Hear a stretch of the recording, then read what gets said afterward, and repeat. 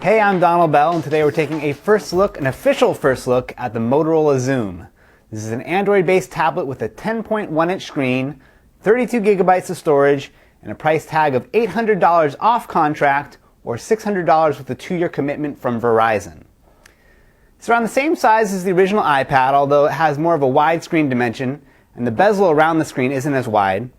It's definitely heavier than the iPad, which sounds like a small complaint, but tablets are something you spend a lot of time holding. On the bottom you have connections for micro USB and micro HDMI, though you'll need a dock if you want to get video out from this thing. On the top you have a headphone out and a door that covers up the micro SD memory card slot for additional storage and a 4G SIM card slot for the 4G support that's coming later this year. There's volume control on the left side, and on the back you get a 5 megapixel camera and flash and a pair of stereo speakers.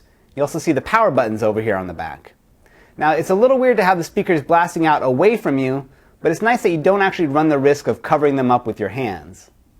You also get a 2 megapixel camera on the front that works with video chat apps like Google Talk.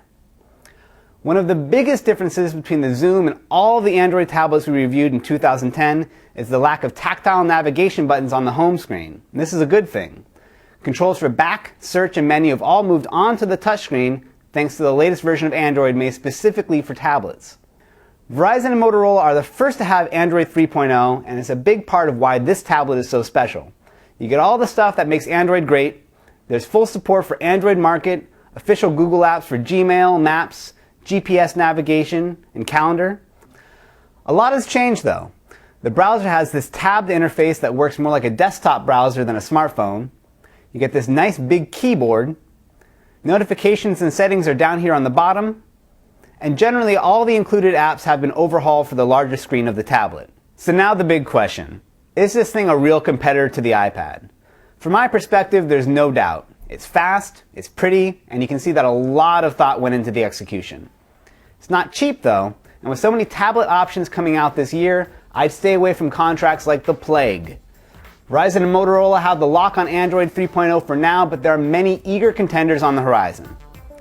So that's the Motorola Xoom from Verizon. For CNET.com, I'm Donald Bell.